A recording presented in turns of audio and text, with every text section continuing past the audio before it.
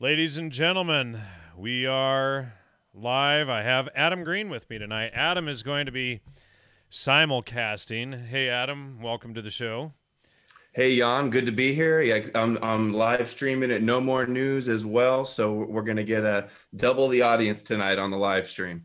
And I just called this a conversation with Adam Green. I don't know what Adam, if Adam named it the same, it would sound ridiculous on his channel. So I'm sure he'll come up with something good for his side. So anyway, today we're just going to have a conversation. We didn't even really prepare an outline or whatever. So just kind of chat and field questions from the audience, talk about whatever we want to talk about tonight. So, and the nice thing about that is people usually like that anyway. Yeah, so let me just introduce real quick who I'm speaking with tonight for my audience. For those that don't know you, you are Jan Irvin with Logos Media, and that's formerly of Gnostic Media, if people remember you from that. Correct. And what was why did you change? I'm sure you've explained it a bunch of times already, but I'm curious what made you change. Well, I've just doing so much research regarding the trivium and truth and everything, and coming to an understanding of what logos or the word means, which is reason or truth, and it's where we derive the word logic from. I just decided that Logos Media better depicted the direction that I want to go now than Gnostic Media did. So, so was it E. Michael Jones that kind of was a big influence behind this like new Logos way of thinking and the change? I was already onto it. I just had him on right at about the same time, and he had already been talking about it. And I just said, hey, why not have Professor Jones on to kind of explain what it is, help people along with the idea. Right. Yeah. You sent me some of those interviews and I watched those, and I just wanted to share. I just picked this up. So this is a super thick one here. Yeah, I've been wanting to get that. So, yeah, that's E. Michael Jones is a great interview, so you should definitely have him on the show. And he was kind enough to even give me a signature there. How about that? So thank you, E. Michael Jones. I'm going to be reading this, and I'm going to be expert on the topic, I'm sure. I've had him on the show, I suppose 3 times if you include RBN and past different shows I've done. But yeah, he's a great interview, and the audience loves him too. And he doesn't, he doesn't BS you. He gets right to the point on things. So, and once you get it, almost all revolutions, when you dig into it, whether it's the cultural revolution or the psychedelic revolution or the Bolshevik revolution or whatever, you'll find Judaism behind it, and that's, it's not being anti-Semitic or anti-Arab if you want to get into the details of that, but it's just being factual. So, it's just, if people are afraid to look behind the veil of the word anti-Semitism, it's a buzzword that's thrown out to prevent people from looking at things. And you and I have both been accused of being Jewish. That's one of the things that they love to level at us. And, we both had Chris Hersey, attack us and spin every single thing. And you did a rebuttal and used some of the stuff that he pulled. But yeah, no matter what I said, he just spun it. I was just like, yeah, you're an idiot. But yeah. These guys, they start exposing themselves. Mm-hmm. Yeah, and on E. Michael Jones, I've had a lot of requests for him to come on, and I'm going to try to do an interview with him soon. You mentioned the psychedelic revolution. You've done a lot of research in that, and that's actually how I started with all of your old work, like your Sacred Mushroom and the Santa presentations from the Holy Mushroom was my second book. Yeah, the Holy Mushroom. Yeah, and so how was the psychedelic revolution influenced by Judaism? Did you mention that earlier? Oh well, so good grief. Well. Here, I'll just show you. Yeah. I know Gordon Wasson went down to So Mexico and about did the yeah, mushroom. so about 9, 10 years ago, I started this book project. This is a 1,000-page book project that I never published because about 2/3 of the way through it. See, what I had done is when I launched this show, which was 10 years ago next month, I started off interviewing about 55 of the world's leading psychedelic experts and scholars. And so as I'm interviewing all of these folks and going through and I'm transcribing it all and everything, it's, you start recognizing patterns in things.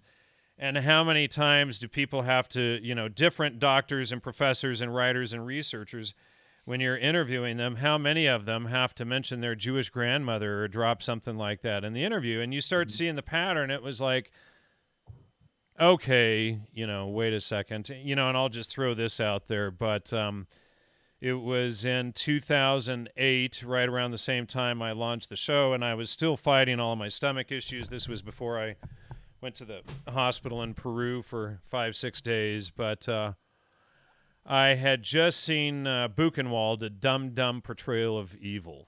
And I think I had watched 1/3 of the Holocaust right at about that same time as well.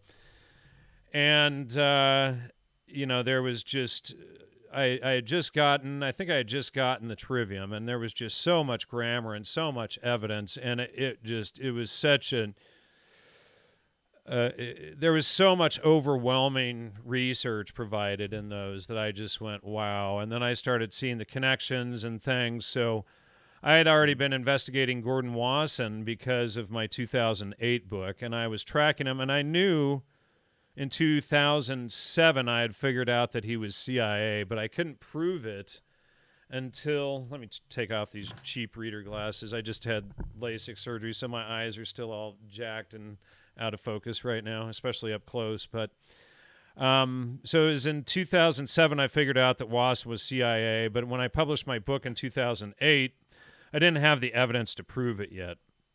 And so I kept that out of the book and just kept gathering information, but I was on the trail during this whole time. And then in 2011 or 2012, I published Gordon Wasson, The Man, the Legend, the Myth. And so what happened was within a week of publishing that, so I was a pretty well-recognized expert in the field of ethnomycology, letters from Purdue University recognizing my research and this kind of stuff. And so within a week of publishing that, a week to 10 days, I would say, all of my research and academic friends, professors, doctors, amateur researchers and writers, they all turned on me in chorus. And not one of them ever addressed a single citation that I published. And many of them were from Yale, from Harvard, from Stanford, from Columbia, from, all of these various places. Not one of them would address the actual research. They all turned and attacked me. And so that was when I kind of said, and I had the Trivium by now. And so, wait, and so when you're a writer and a researcher, one thing that you understand, when somebody gives you something to read, they want your honest feedback about what it actually says. And, this point here, here's a spelling or a grammar error. This footnote here is wrong. It should be this. But so you have 60, 65, maybe 70 researchers, professors, etc. They're all researchers and writers, and suddenly all of them couldn't address a single point in the research. They all started ad hominem me. And what was the research that was so controversial that they were all disagreeing with the logical facts? Well, and I'll just show it on screen here. The article, all I did was publish the article itself. And so it was the article itself. Nothing was really controversial in it. But it's for those who want to go to the website and find it, you click on this, and The Secret History of Magic Mushrooms is right here. And if you scroll down just a little bit here, the article starts right here. Gordon Wasson, The Man, the Legend, the Myth. And so here's what upset everybody at the CIA was beginning a new history of magic mushrooms, ethnomycology, and the psychedelic revolution. So if Wasson had faked all of his research, as I was beginning to expose in the series, which ended up going much deeper over the years, then it overturned the entire field. So every professor, every researcher, every writer, everything that was published previous, it was all wrong. And so initially I just thought that it was poor research and, they had just not checked the primaries. But then when the chorus came down on my head, all of them within a week to 10 days trying to get me back into line, saying, oh, Jan, you've lost it this time. Oh, you didn't, ask our opinion on this. You didn't let us peer review this first. You didn't, let us tell you what to think. I'm the one who went through the primary citations. I'm the one who went through the Princeton, the Columbia, the Yale archives. I'm the one who pulled all the documentation. Why the hell would I need their opinion to tell me what all of these letters, from the CIA and from the Council on Foreign Relations, et cetera, between Wasson and Alan Dulles and all these people said? I read them. They were the ones who screwed up and failed to present this research accurately for, 60 years from the time the field was founded. To that point. So, why would I care about their opinions? And when none of them could address any of the points and it just attacked me all in chorus, then I just had to sit back and say, wait a second, they're using appeal to ridicule, they're using ad hominems. They're all researchers and writers, but yet not one of them can say, well, this point is wrong or this point is wrong. It was just all blah. So I had to start looking at all of them. And then I started going through everybody in the field's research and checking their citations. And it was like, oh, well, they're all just citing each other. And these are all different academic cells, and none of them are citing the primaries. And I started getting into like the Florentine Codex and finding the primary citations that, on the Aztecs and everything. And when I looked at all of those, it was clear that this was an Aztec mushroom death cult and not this spiritual new agey crap that everybody was being told. In fact, I'll just pull up a couple of quotes on that just so people can get an idea of what I really found there. And so these were the original citations, and all of the books in the entire field of ethnomycology, and I have about 22 or 24 shelf feet of just books on psychedelics and ethnomycology, and I've read 90+% of them. You are a huge expert, a leading expert in psychedelics, and a big advocate and researcher and historian. Didn't you actually give Joe Rogan his first DMT? Yeah, I did. Biggest mistake I ever made. And then Joe, in 2011, I was on his show, and he spun all of my research and attacked me and interrupted to tell dick jokes the entire interview. It's probably one of the worst 5 interviews I've ever had, if not the number one worst. But so let me just give you a couple of these just so that you get an idea, so that the audience can. And this is directly out of the Florentine Codex. These are Aztec informants. This was published in the late 1500s, early 1600s.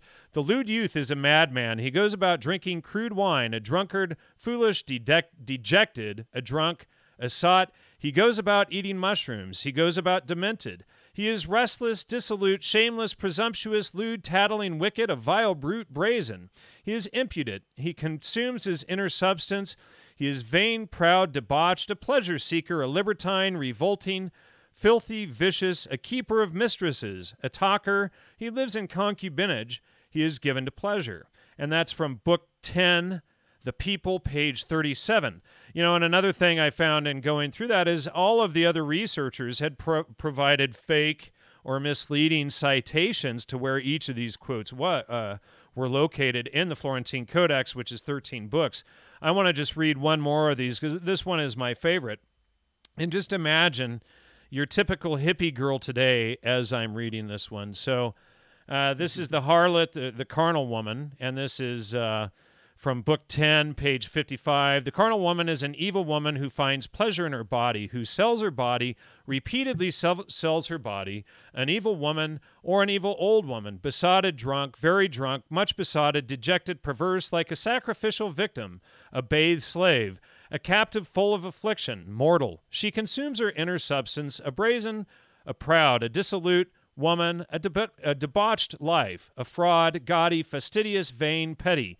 She is oblivious of what all know her to be, a petty old woman, a free yielder of herself, a whore from the brothel, a deflowered one, a lascivious old woman of itching buttocks, an old woman of itching buttocks, an aged woman, a flabby old woman, a filthy one, a filthy old dog who brings herself to ruin like a dog.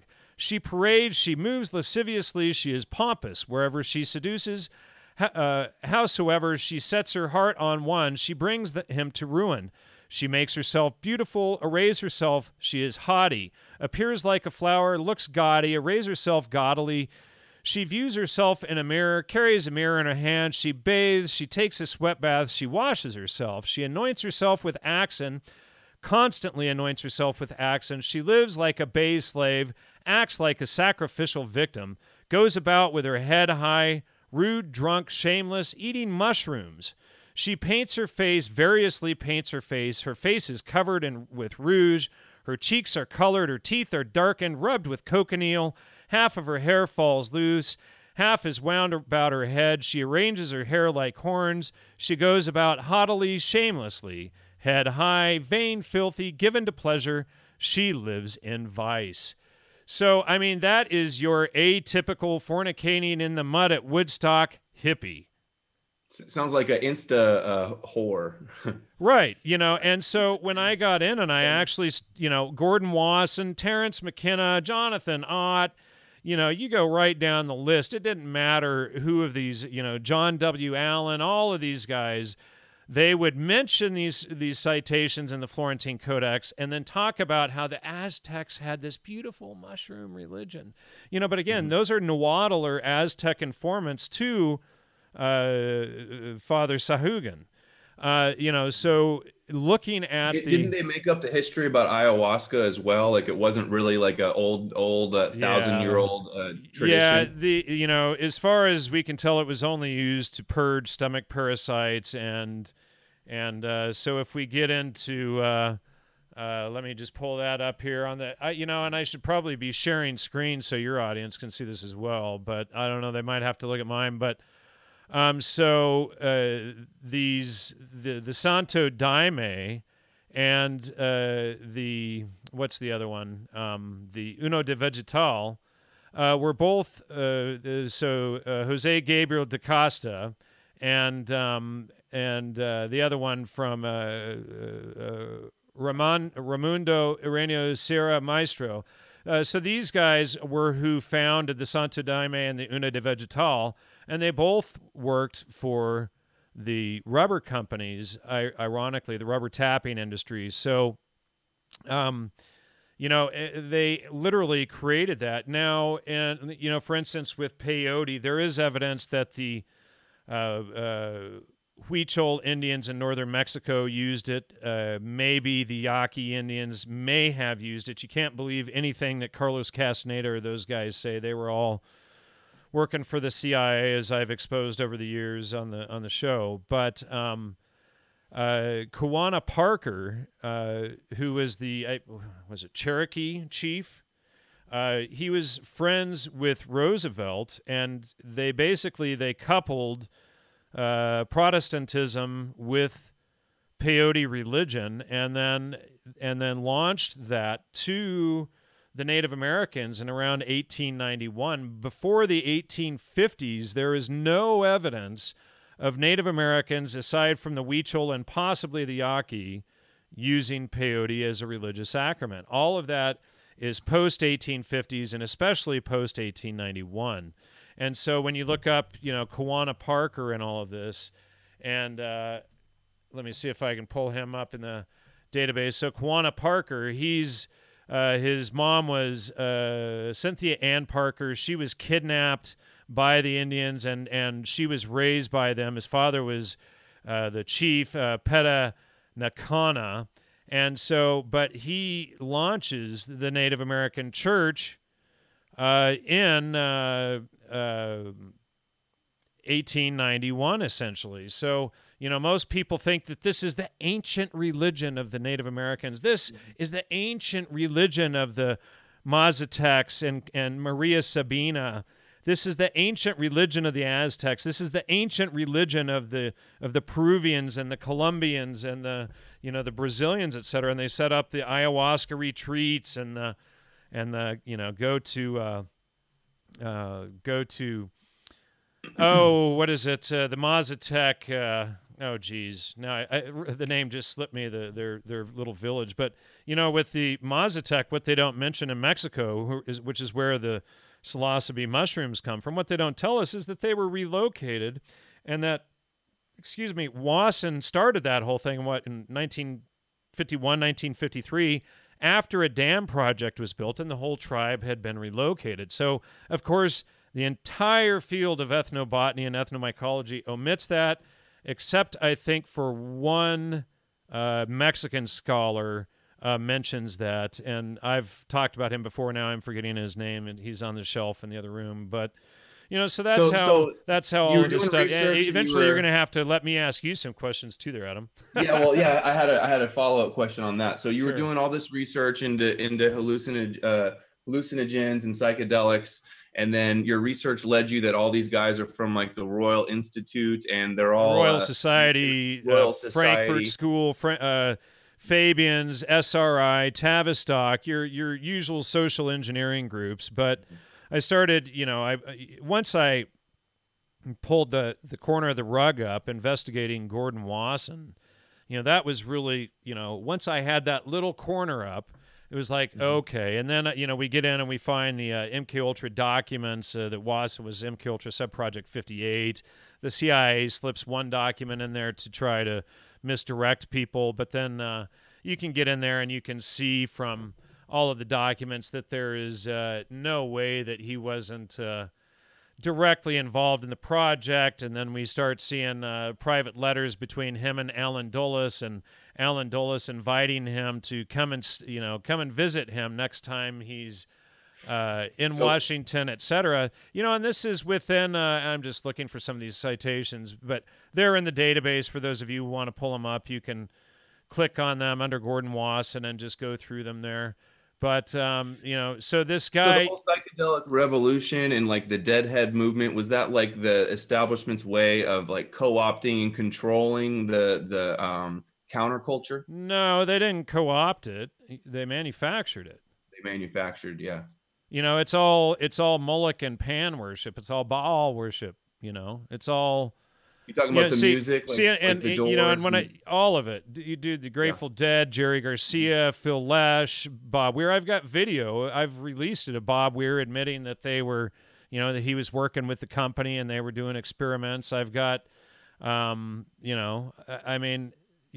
of these guys. Bob Weir admitting that he was at Bohemian Grove, slapping him back with General Bill McQuinn, hanging out there, and he loves to hang out there. Another one was Sasha Shulgin, the inventor of ecstasy or MDMA and half the street drugs out there today. He was working for the DEA, and he was also Bohemian Grove. But here are these guys working for Bohemian Grove, but they manufactured the whole thing. Peggy Mellon Hitchcock of the Mellon banking family, her brother Billy owned the Millbrook Mansion that Leary and Ralph Metzner and those guys did all of their experiments for the CIA at Hitchcock's mansion. But Peggy Mellon Hitchcock funded the Grateful Dead's first album. That's the Mellon banking family. I've been to the house there in in New York, where they did all of their CIA experiments and stuff at the Millbrook Mansion. I've taken photographs of it. Now they have a new house on the property on the other end, this massive 60,000-foot house, if you want to call it. It's the biggest thing you've ever seen, but absolutely incredible, this huge place. So now you discourage all people from using psychedelics, and because what's the term? Is it suggestogens or? Yeah, I wrote this article, and I'll just show it here. It's called "Entheogens: What's in a Name," and in that article, basically while I was researching this article, it came across me that what they did was they had to market the drugs using different names, and originally they were hallucinogens, then they went to psychotomimetic, and then to psychedelic, and then to entheogens, And what I discovered, it was the same group of about 5 or 6 people who created all the names, and there was 2 teams. But at the end of that article, the word suggestion kept coming up, and it was especially because of Marlene Darius's writings in here. But she mentions that, and I'm just looking for it here. Hold on a second. She mentioned psychedelic substances like ayahuasca create a state of hypersuggestibility in which persons are very open to being influenced by others. Many traditional cultures have utilized this condition to inculcate cultural values and behaviors in young people as they receive initiation into adulthood. In the West, countercultural values can be inculcated in young people when using these psychedelics, especially when using them in an antinomian context. Now, that word antinomian is key. That's a word batted around in Salem by Anne Hutchinson and Cotton Mather and John Cotton and the Jewish Puritans there who were attacking Christianity and logos, or reason, as true, or truth as God. And so they didn't want people to follow natural law regarding, especially Christianity, because Christianity in its true form is natural law. That's what the laws of Moses are. It's just natural law. It's just another way of saying natural law. So they wanted people to reject logos or following natural law. So that's what antinomian is those who are against the law. And so, she's admitting there that they can promote the use of psychedelics in the counterculture to inculcate the youth against following natural law. Boom. So she says the whole thing. And then... and what benefit do they get from people not following the natural law? Like, why do they want that? If you're trying to recreate the fall, or sell the fall, or market the fall, and you want everybody else caught up in iniquitous, degenerate behavior, fornicating in the mud to their rock idols, again, graven images, rock idols, get the joke. So if you're fornicating in the mud like at Woodstock to your rock idols, and even if you drive into Woodstock today where they had the concerts, they even show Pan playing the flute there. Well, Pan is the god goat, that lures all the kids and stuff. I mean, they put this stuff right in your face. So they want to recreate the fall. And that's, so I started finding quotes from Leary and from Aldous Huxley and all of these guys discussing just exactly this. So then, I hadn't read the Bible in years at that point, and I was like, wow. But so I'm just going to show this quote from the article here so people can see this. Not to cover your face there, but these are evolutionary matters, and this is between Tim Leary and Aldous Huxley. Of course, I've exposed that Aldous Huxley was one of the key architects of the CIA's MKUltra program, and he was a very sick, disgusting individual, and all of these psychopaths that work in Intel still to this day worship this creep. But these are evolutionary matters. They cannot be rushed. Work privately. Initiate artists, writers, poets, jazz musicians, elegant courtesans, painters, rich bohemians, and they'll initiate the rich. That is how everything of culture and beauty and philosophic freedom has been passed on. Your role, speaking to Tim Leary, is quite simple. Become a cheerleader for evolution.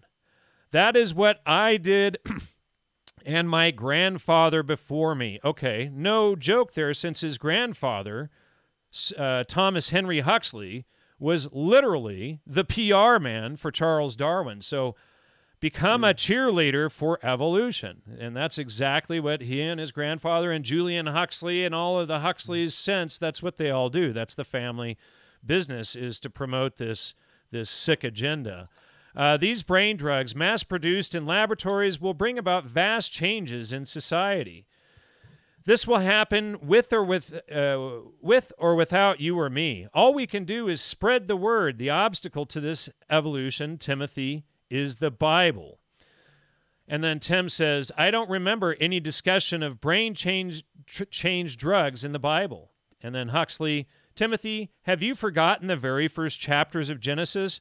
Jehovah says to Adam and Eve, I've built you this wonderful resort eastward of Eden. You can do anything you want, except you are forbidden to eat the fruit of the tree. Tim, the first controlled substances. Huxley, exactly. The Bible begins with fruit and drug prohibitions. Leary, so the fall and original sin were caused by the taking of illegal drugs. Sex, drugs, and rock and roll, that's what they always promote right there. And then Timothy says, by this time, Aldous was chuckling away, very pleased with himself, and I was rolling on the floor with laughter. And this is the foundation of MKUltra. And Leary admits that he was CIA, and I've tracked so much. In fact, I'll just show folks with Aldous Huxley. If you go into the brain database and just click on the top here, all of these bright red ones are hardcore CIA and MI6 personnel that we've already exposed. Ram Dass, Timothy Leary, Ken Kesey, Michael Murphy, the Esalen Institute, Tim Leary, Humphrey Osmond, Carlos Castaneda. Here's Alan Dulles, Aleister Crowley. You got the Fabians in there. There's Thomas Huxley. These are the elite social engineers, folks. This is who creates and manufactures this stuff. So once I figured all of this out, I published it. And the biggest mistake the CIA and all of these clowns made when I published this research was, if they had just patted me on the back for exposing Wasson and said, good job, I would have said, oh, okay, good job. Well, I proved that, and, thanks, guys, and, thanks for the encouragement for my good research, and I would have gone about my way. But it was because they all attacked me in chorus, the whole field, and not one of these guys. We would have all of these conversations discussing research point by point, and here's a citation. So when a whole field of academia suddenly can't do that, you got to question, especially when you've read all of the research and documents. So it was their attack that made me realize that they were all complicit in this, and then I started investigating anyone. And there's a massive conspiracy, right? And they were all involved. Yeah, it was all of the key heroes of the psychedelic revolution, all of the big professors in it, all of the big researchers and writers in it. They were all in it, and I didn't get the memo. And I wasn't supposed to publish that, and I did, and that was when I figured it all out. And they tried to, coax me back into the herd and get me back in line. And when I saw them doing that, then that was when I just came out exposing everything. And so I've been attacked relentlessly for doing that ever since, So they've infiltrated me. They've put people on me that I thought were friends, etc., people that I worked with, former co-hosts, people that I've had on the show, and a lot of these ended up being dirty over the years. But, until you get into the trivium and understanding how these operations work, it's really, difficult to see these things.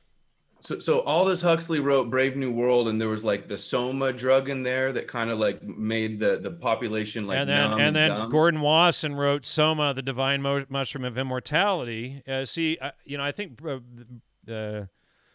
what was it? Not Brave New World, but Doors of Perception was probably the first book published by the CIA and MKUltra. And then Wasson publishes Soma, the Divine Mushroom of Immortality, following up with Wasson, or with Huxley laying down Soma in Brave New World and in Doors of Perception as this opener and saying, your five senses are bad. You have to shut off any knowledge from the five senses, and you just have to go inward.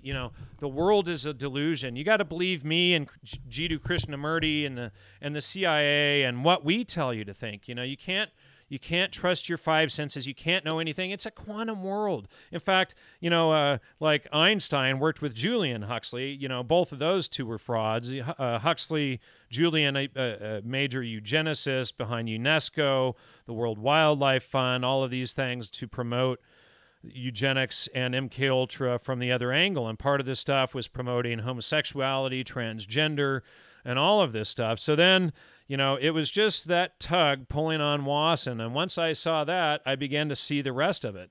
And again, if they didn't act in chorus like a bunch of idiots, I would have just said, well, I did good work on Wasson, and I would have gone, back to bed and with a smile on my face and thought that was the end of it. But, So what motivated the Huxleys to do all this stuff? Well, I don't know, Zionism, Darwinism, selfish megalomania, psychopathology. I can't think of any other reason why they would do this. I mean, after King Charles I was thrown out, and they brought in King Charles II, and Oliver Cromwell and all of them had everybody under thumb, and the Royal Society had everybody under control. It's just all social engineering. They wanted to control the narrative. They wanted to take people away from realizing that truth is God, and they wanted to sell the biggest lie ever called scientism, and they roll it out with the Royal Society.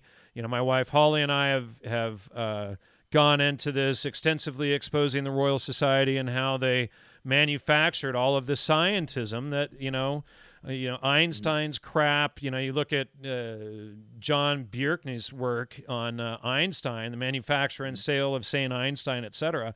Einstein's work is garbage, and this is the foundation of modern science and physics and all of this stuff. Christopher John Burkus, that's who you're talking about, Yeah. that wrote the books on Einstein? Yeah. Have you interviewed him on your I've show? not. I wrote him once, maybe a year or two ago, trying to get him on. I never heard back. I would love to get him on, though. Yeah, he covers a lot of the stuff that I've been covering on my channel recently with like Chabad Lubavitch and like the end times prophecy, the end game of Zionism. You said that Huxley was a Zionist, but what was their like end game goal? Was it like Brave New World? Well, it's the and ultimate world government? revolution. He calls it straight up the ultimate or the final revolution, where the elites have total control. They want alphas, betas, deltas, epsilons, which is what they create through the vaccines. We started figuring out that the vaccines, who is actually the witches group, folks, it's almost October. Please do not worship, follow, celebrate Halloween this year. The cauldron is how they made the poisons to create the plagues, and they would use children to test these things. They use the candy to lure the kids to the door. The symbolism is right there in front of your faces, folks, and then they get us to celebrate this stuff every year, and they're mocking us. This is how they created the Black Death across Europe that the Jews were accused of spreading, that caused the death of 60 to 70 million Europeans. And this is where the term poisoning the well comes from. And they, Holly and I figured out that they were using mercury ore. Excuse me as I drink San Pellegrino and have to burp. But mercury ore, which is called cinnabar. And so we discovered, they were using cinnabar, feces, spider, snake, frog poisons, anything that was considered dark, decaying, death, etc. It went into these brews. And so this is bragged about in Macbeth, boil, boil, toil and trouble. This, so they put it right on our faces, but they would make these poison brews and then put mercury and all of this other stuff in them and then go pour them in wells. And wherever the Marranos, which is a word for crypto-Jews, wherever they went, they would poison the wells, poison the water system, and you would have these plagues. And then what they would do is they would point over at the Christians and the Europeans for causing it each and every time over and over, whether it was the Pequots, whether it was the Maya and the Meso and South Americans, the Inca, etc. This Cortez, this is how they rolled it out each time. So, and then they would wait till a certain number of people died, and then, they would wipe out 40% of the men, and then there were the survivors that wouldn't get killed by whatever disease, and then they would roll in, and they would easily conquer a territory, and then they would point at everybody else to take the blame. That's exactly what they did with the Salem witch trials. The Puritans were, as far as I can tell, they were Marranos, they were crypto-Jews, and they followed the Tanakh, the first 5 books of the Old Testament. They weren't Christian. To be a Christian, you have to follow the New Testament. That doesn't mean that they weren't versed enough in it to cite it, to cover their butts. It just means that, you don't promote antinomianism at the same time you're claiming to be a Christian, because that's antithetical to Christianity. You can't live in truth and be antithetical to truth and natural law at the same time. So, so we started figuring out that this is what happened.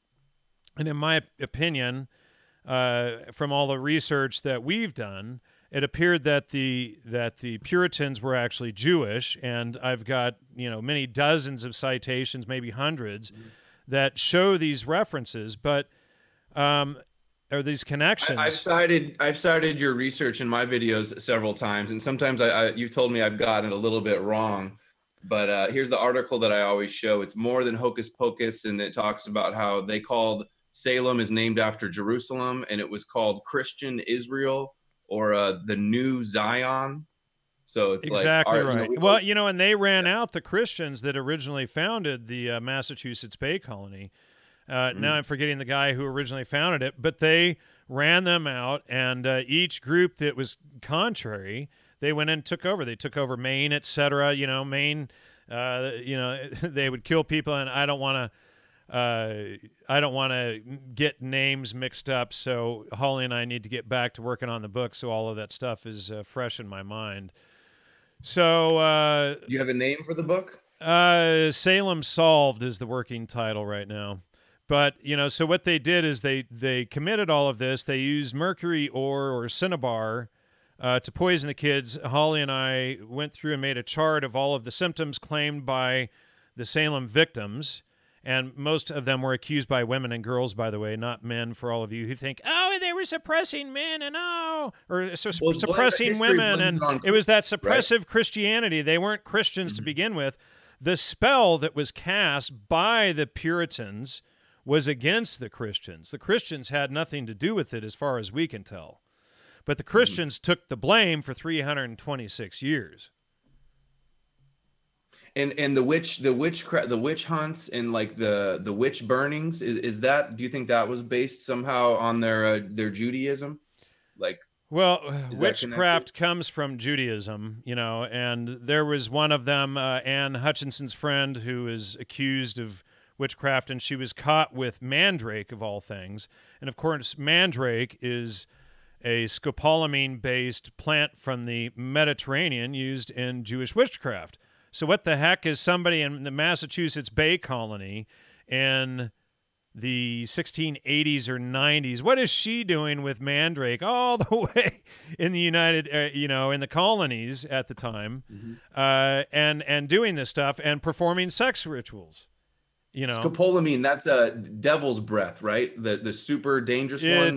It's absolutely terrible, and that's, you know, in Colombia and places like that, it's the pure form. They'll blow it in somebody's faces, and it causes such a high rate of suggestibility that somebody who puts this crap on you, they can, let's say you're going home, you're leaving someplace, and somebody blows some of this on you. And you go home, they can tell you to unlock your home, and they can pull up a truck in front of your house, and you will help them unload all of your stuff from your house into their truck, and they will drive away with all of your stuff, and nobody will ask anything because everybody sees you out there helping them because they don't know you're under the influence of scopolamine. You know, so this stuff is it's a really hardcore drug, but it's also in, Jimson weed, or, Datura, belladonna, I think, is scopolamine based. But, so these are the witches' plants, and the psychedelics are also the witches' plants. They cause hypersuggestibility, as I read Professor Marlene Darius's quote earlier, and I had her back on the show many years ago. And she was one of the only ones, I think, right before her death, she was dying of cancer. And I think she started feeling guilty for what she had done and promoting psychedelics and ayahuasca. She was really one of the first who promoted ayahuasca. But she had written a book right before she died, A Tea Laced with Ayahuasca, A Tea Laced with Controversy. Basically, I think, questioning and feeling guilty about all of her earlier work. And saying, don't go to South America and do this. I mean, nobody listened to her. I certainly didn't at the time. But, she was one of the only ones, I think, that began to feel remorse and start to backpedal on her life's work as a, CIA shill. She was, and you were probably just drove past it today. She was professor of anthropology at Cal State Fullerton. So on the psychedelics, you kind of went from one extreme to another, and then something similar happened with you with veganism, correct? Oh yeah, well I was a vegan and vegetarian for years, and that landed me in the ICU. You know, stupidest thing I ever did was become a vegan. I mean, when you realize that your brain is made out of like 77% cholesterol, as is your reproductive system, and every cell in your body is made up of fat, why the heck are they selling us the low-fat, low-cholesterol diet? And eat lots of healthy whole grains. You know, and Yeah, whole I grains love are... what you call it.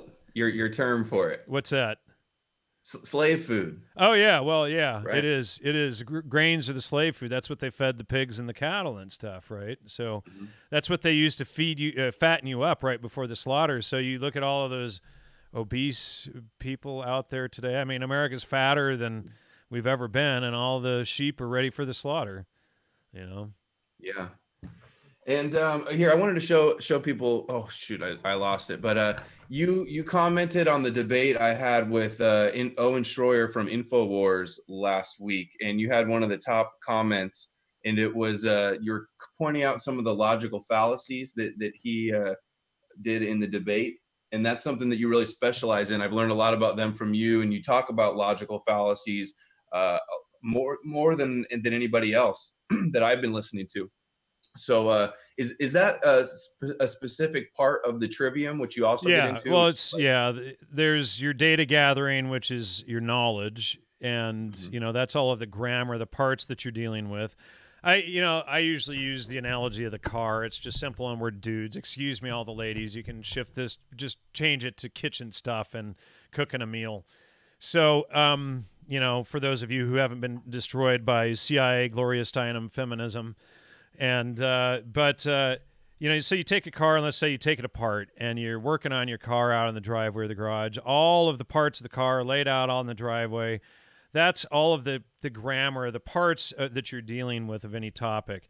And then the logic aspect would be putting all of those parts together. You put the key in the ignition, and the thing starts. You don't have any contradictions. You put it in gear, it actually runs. So everything is working without contradiction. You understand the why, you understand all of the parts going together. And then the rhetoric aspect would be like the Chilton's manual of working on your own car. And the Chilton's manual is all the rhetoric of how you took the parts, put them together, and got everything to work without contradiction. So it's grammar, logic, and rhetoric, or input, processing, and output. And what the social engineers try to do... Yeah, and for somebody who ever mentioned Jordan Maxwell in the chat, that guy is completely corrupt and dirty. That's just my opinion for anybody who's listentitious, but or you know, and Sue happy. But you know, Jordan Maxwell, if you look up on the government's own website, is a convicted fraud. But anyway, going on, where was I? So oh, here let me show what you said. Oh. It moved now. Here we go. Control F. Boy, we're almost an hour done. I haven't even read the chat at all tonight. And please, ladies and gentlemen, support the show. Support Adam's show as well. We need all the support we can get. Please support on Patreon, or let me post the link for supporting the show. Much appreciated. We do this on our own. I'm not like getting commercial funding. I don't work for any agencies, government or otherwise. I never worked for any CIA or DIA or FBI or any of those agencies like all these people out there do that tell you how wonderful these drugs are. But yeah, please support the show out there and do what you can so that we can continue to put this work out there. Boy, I don't see any contributors tonight. Oh, let me see if I have any super chats. Yeah, here's one. My friend OD'd on psilocybin. He is insane now. That's from producer Chris. Okay, and then here's another one. One thing I'm tired of hearing about is Stefan Molyneux IQ test scores from around the world.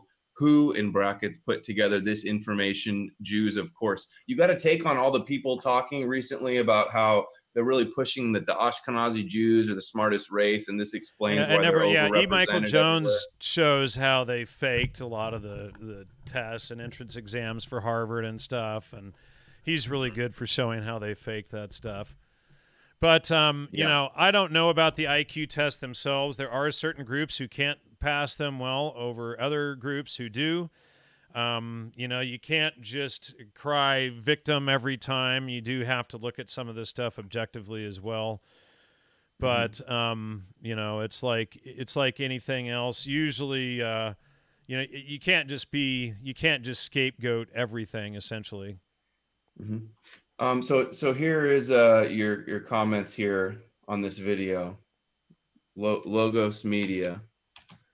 Owen's favorite fallacies are the red herring straw man, also uses ad hominems and appeal to ridicule. Yeah, when he was trying to laugh at me. Yeah, well, every time you said anything, he called you crazy. You know, it's like, well, Right. we're gonna anybody who thinks that, they're crazy. Never mind. Every time you know, track a citation, it leads that direction. You know, and it's like, okay, you know, start paying. If you don't believe this, folks out there in the audience, and you know, just start paying attention to people's last names. And once you start doing that, you start seeing a pattern. You know, are they Gonzaleses or Hamiltons, or are they, you know, Steins and Goldbergs and things like that? And when you know, and Greenberg, etc. And when you, that's why I get called a Jew all the time, but it's not, Green is not just Ashkenazi Jew. It's also Irish and English, very common surnames. Absolutely it is, you know. And the Jews actually, when they took their last names, took a lot of Gentile names to kind of fit in also. Well, and that's, you know, what they did also is they, you know, to be crypto, they changed their names. But, you know, when they came from Europe, a lot of them changed their names to hide, you know, amongst everybody so that they didn't stand out, you know, and so they would adopt genteel names. So a lot of people don't get that. But when you start tracking the names, you begin to see the patterns, and it's like, all right, how many times do I have to see the same thing play out before I get the big picture? Every single time is the saying when something happens and it turns out that it's you know, the usual suspects. That's the saying on Twitter every single time. Well, you know, and so that's exactly what happened when I started doing that massive book project. It's like, wait a second, you know. So I interview 55, 60 or so of the world's leading experts in the field of ethnobotany and psychedelic drugs, and like 70 or 80% of them were Jewish, but they represent like 1 or 2% of the population. There were no blacks. There was one. Not that I interviewed, but I only knew of 1 or 2 Latinos in the entire field.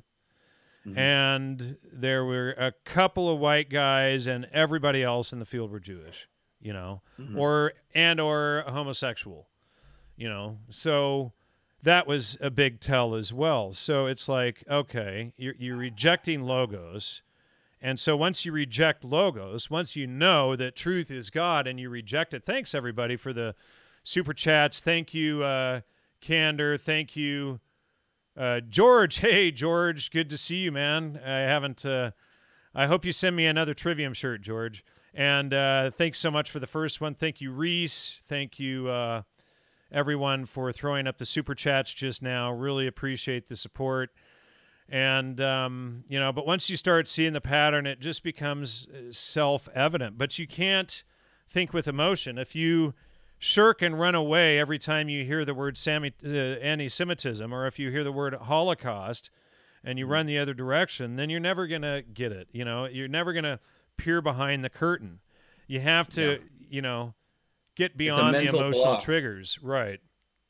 You know, so get beyond the mental triggers that keep you, you know, that make you have an emotional response, to look at it and be fact-based. That's what the Trivium is for. Who, what, where, when, why, and how.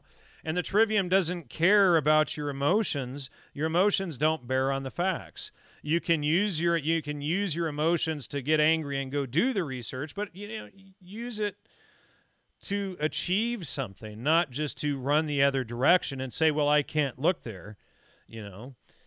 So I want to talk to you a little bit about trolls. You know, being on YouTube and putting your face out there online, we're always inundated with trolls in every which direction.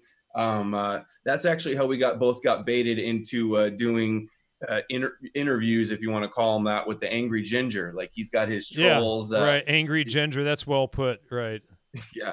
that wasn't me that coined that. That was Ryan Dawson who did an interview with him after me. But And did he find the same problem? Oh, thank you again, George. exact same, yeah.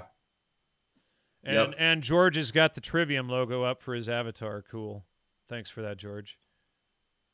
I wanted to ask you about the program you use, the brain research. Yeah. Could you share your screen and go on that real quick? I want my Sure. audience to see that. I'll share a screen so we can all do that. And sorry if it creates a weird feedback loop thingy. All right. So here we go. Yeah, that'll actually work okay. All right. There we go. You should be getting that now. Thanks, Anthony. And you can just search any name and it'll show you all the connections you have in that crazy little universe you have there. Well, you know, I started putting this together in 2007, I think. And originally I tried to use mind map software, one of those, and I wasn't happy with it. And then someone introduced me to this software. And the first data point in there was this one right here, Gordon Wasson. That was the very first data point. Now there's probably 10,000 or more in there. But I started that in early 2007. Thanks, Polygonal. And just continued plugging data in as I researched. And, you know, so the database is actually current. It's always up to date to what I'm working on in the present. And this is shareable. People can access all of your information here, right? Right. Correct? So I'll just show people on the website here. So if they go to the logosmedia.com website, and if you click on the brain right here, you can actually you can click on the online version here, or it'll just pull up in a little window here. The online version up here is better, full online screen version. That'll open up all the way. And then for paying members, as soon as I get around to it, I'll put up a downloadable version for those who have 3-month or more renewable subscriptions under the memberships. You know, I was putting it out for free for like 8 or 9 years, but it just, you know, I need to be able to help fund and you know, the research and whatnot. So you know, from my channel, I've been doing a lot of research into like Trump and Zionism in America and, you know, Jewish control over America and that kind of thing. And would you say that the Zionists like that surround Trump and that are obsessed with rebuilding the temple and all this end times prophecy, like does the Royal Society mix in with them at all, or are they just like total different factions? I suspect as much. Oops, what am I typing? Royal, not rich. Royal Society. Yeah, there is a lot of overlap. So you have Julian Huxley was one of the presidents, or Thomas Henry Huxley was one of the presidents of that. Charles II of England, who was brought into power after Charles I of England was regicided, and by Cromwell and his gang. They were all involved in the Invisible College, which goes into the Royal Society. Rosicrucianism up here. This guy Robert Boyle right here. You see a lot of people like to regurgitate what they learned from the peer review system or the scientific method. Both of those were created by the Royal Society to control the academic dialogue.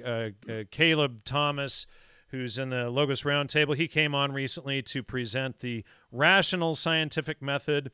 And, of course, the trivium method replaces peer review. The peer review system is the logical fallacy of ad verecundiam, or the appeal to authority. So rather than thinking and verifying citations yourself, you need a peer group to tell you what to think. So that is actually a system of control, and that's how the academic system controls the official narrative that's put out mostly by the Royal Society, which then bleeds down into Tavistock, SRI, the CIA, and all of their shills. And I suspect that most tenured professors are on the take, because you know, if you're a tenured professor, you're utilizing the peer review system to keep dissenting views out, and that means that you are probably on the take to have your job. Well, where does So, Karl Marx? So what are some of Karl Marx's connections that you have in there? well, Royal Society member, Yeah. major red flag right there. Of course, creates communism. Communism is essentially the same thing as Zionism. Hmm. They're basically one and the same. Right. So, Well, look at all of the kibbutz in Israel. They're all like communist based, right? right.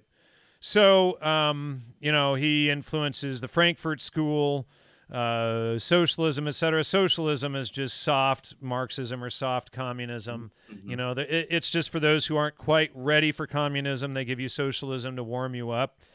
So like all you British and all that are into your socialism, you're being fooled by the Marxists and the Royal Society and the Tavistock Institute and all I these saw you had guys. APAC up there. You had Zionism and APAC.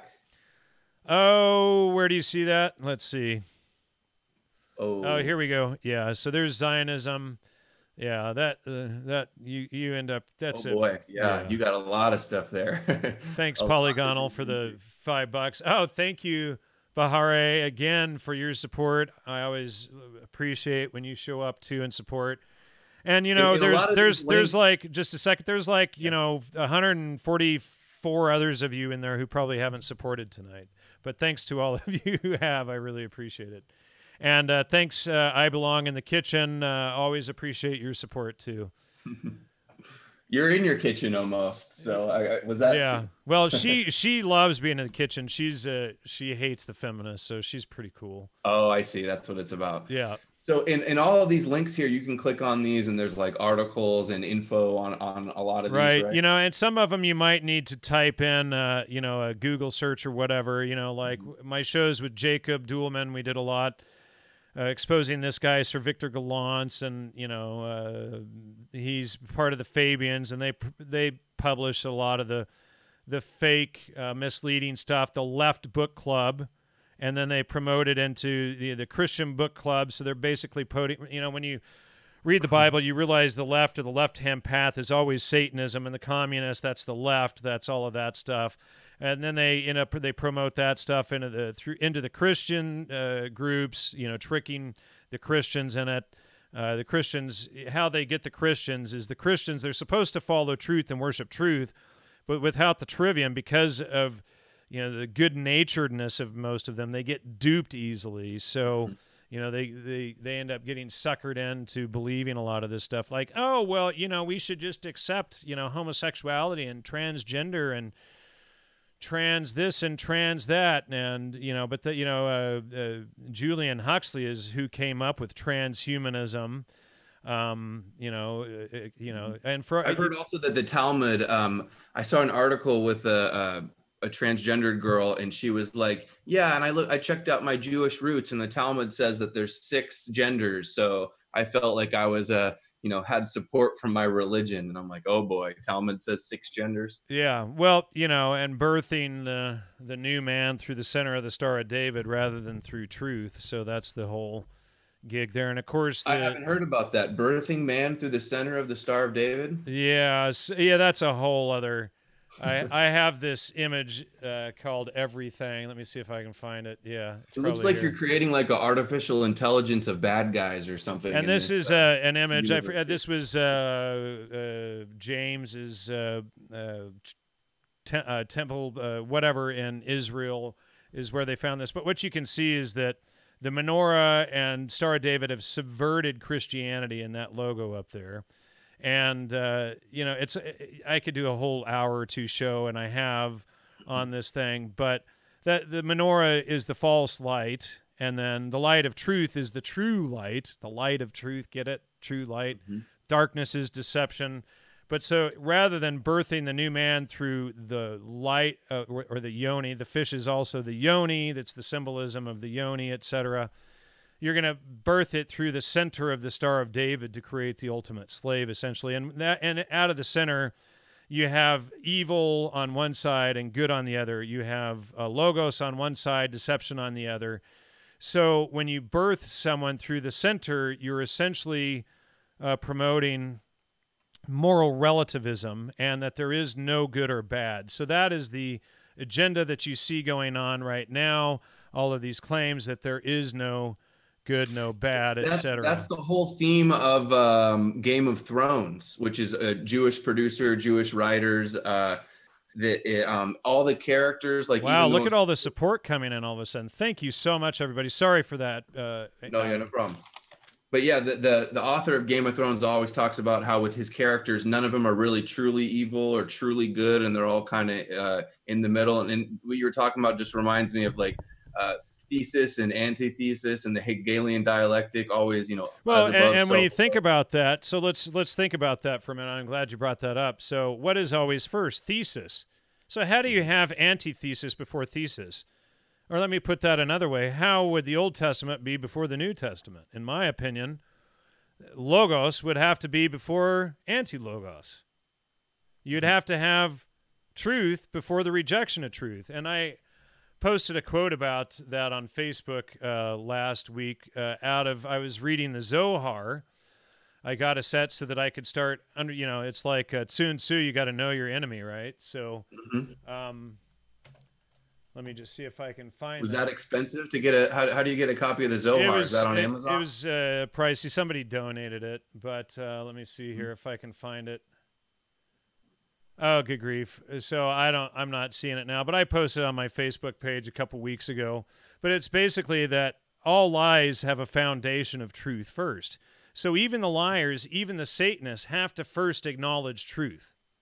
And then they subvert it. And then they stack the lies on top of it to bury it, or they subvert it or invert it. They use Kabbalistic inversion, right? That's what we've done to the ADL. They invert the truth, and they say any white people that want to organize or defend or point out their supremacy, that we're white supremacists. So I inverted their lies and took their logo and changed it to Goyim to appropriate their derogatory term towards us, so we can start up conversations and raise awareness that they think of us as inferior, as Goyim, as our, here to serve them and that sort of thing. Yeah. I like that. And George just kicked in again. Thanks again, buddy. But have you heard of that? The GDL? Well, I've heard about it through you, and I've watched, some of your, in fact, I probably wasn't even really aware of it until your show last week with, Oren, right? Owen, yeah. Or Owen, yeah, sorry. So, and that was when I saw it, I was like, maybe I should get Adam to send me one of those or something, or get one from you. But I knew you'd be on board. Anybody that recognizes the Jewish supremacy and doesn't like the way that the ADL wants to call everybody a supremacist, that points out their supremacy. It's a double standard and hypocrisy. Yeah. Oh, you're a racist for pointing out our racism. How dare you point out our racism? And you hate that we're racist and think that you're inferior. People call me a racist because I've exposed in the past, Jewish anti-Germanicism and anti-gentilism, etc. And it's like, no, I'm not. I have a close Jewish friend, and now he gets what Logos is, and and he has backed away from it because he sees that it's not about living in truth, but it's like, as soon as you get it and get what it's about, you either drop the satanic worship and all the left stuff. That's what the left is. I mentioned that earlier. And you go through it, you get the left-hand path and the right-hand path. The right-hand path is living in truth. The left-hand path is Satanism. That's the left. That's the political left as well. Of course, both of them get corrupted.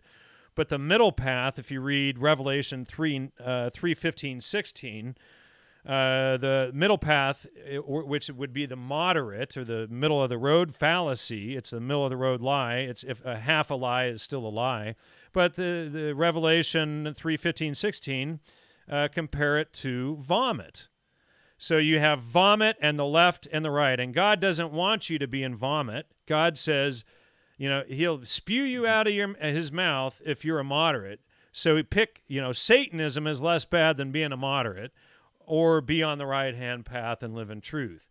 So that's basically what it all breaks down to, It's like you've got, simply there, it's kind of an oversimplification, but there's really two religions. There's truth and there's lies. And all of the religions fall into those two categories. It's like when you're reading texts, are they focused on truth, living in truth, telling you repeatedly, this is truth, this is truth? be in truth, be righteous, be correct, think. If they're doing that, that's a true religion. If it's not, if it's telling you to go fornicate in the mud to your rock idols, it's probably a fake. If it's telling you go be high in the Amazon jungle and you need this drug to be spiritual, it's probably fake.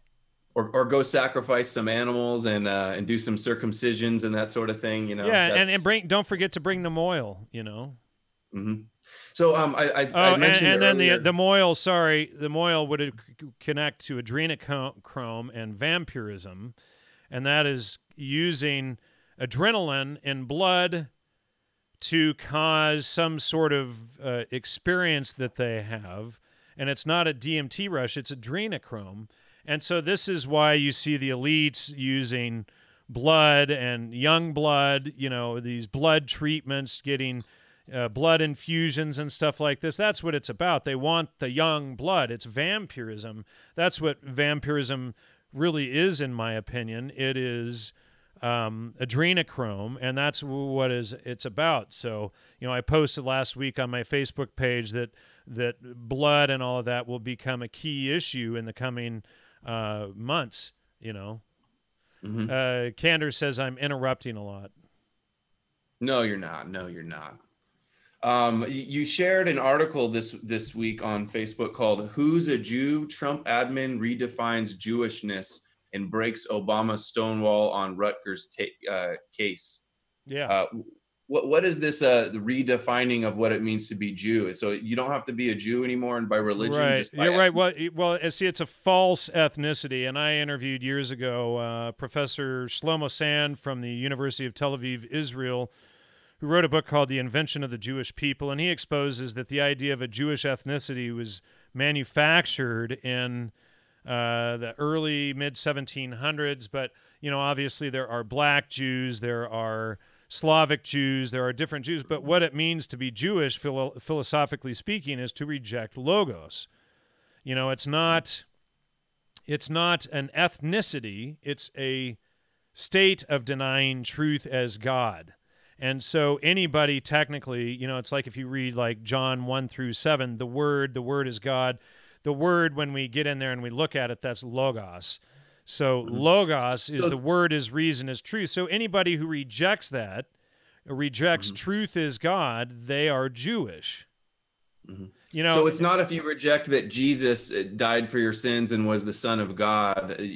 That's not what it means to be a Christian. But when you get that truth, God is truth, and that to teach truth to human beings, somebody had to go and teach it. So that's why Jesus is the Son of God, and it had to be pure to not be defiled. Because he spoke the truth. Because he spoke the truth, right? And then Jesus represents the man on earth who lived in truth more than anyone else. He was more meek, more humble, more pure, more uncorrupted than, that was a misstatement, less corrupted than anybody else out there. So he set the example for men to live by, to lead our families, right? So he was basically the ultimate alpha male who taught living in truth. And he was just giving us an example. He's sort of like, teaching you, it's sort of like your owner's manual. Here's all of the crap, here's all of the tricks that they're going to use against you,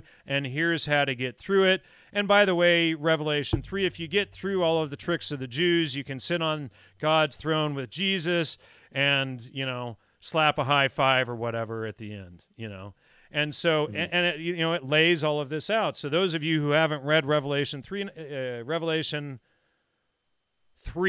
it's all laid out in there. It's pretty, it's pretty clear. You're going to get your name on one of the pillars in the temple of God, and you're going to sit on God's throne with Jesus because you got past all of the tricks of the Jews. So, is it anti-Semitism to talk about this stuff? And of course that's what they always spin it to, because they don't want us talking about it. So they have to redefine the word, and tell us that, talking about this stuff is anti-Semitism. And, is the term anti-Semitism a logical fallacy? It would be, let me see. You're an anti-Semite would be an ad hominem. But it's just a catch-all phrase. But, you know, it's like this interview I did with Shlomo Sand. So here's a Jewish professor from the University of Tel Aviv, Israel, with his own book discussing how a Jewish ethnicity is an invention. So it's not me being anti-Semitic. It is the facts and the truth. So people can go in there and they can, you know, listen to that, you know, and check it out. And I've interviewed Rabbi David Weiss from Naturi Karta. They're extremely anti-Zionist, you know, and I wouldn't be surprised if the Naturi Karta rabbis believed that truth was God. You know, but, you know, in Revelation 3:9, it says the synagogue of Satan and those who claim they are Jews but are not. So then that must mean that there are real Jews out there somewhere. Yeah, I heard that argument from a Jewish guy, a Shlomo, that I had a debate with. And I'm like, oh, it's a good point. If there's fake Jews, there are absolutely real Jews out there. And in fact, you know, it may be, this is just speculation, it may be that you know, and here's another theory I have that's going to upset a lot of people. Judaism didn't come before Christianity. Judas betrayed Jesus, and then Judaism came after Christianity. The Judaism. So you reject logos or truth, just like Judas did and betrayed Jesus, betrayed truth, and then goes out, you know. And so if you think of, what is it, Matthew 4, Jesus is tempted on the mountain by Satan to get all the kingdoms, you know, of the world if he just bows to Satan, and he rejects that. Well, did all of them reject it?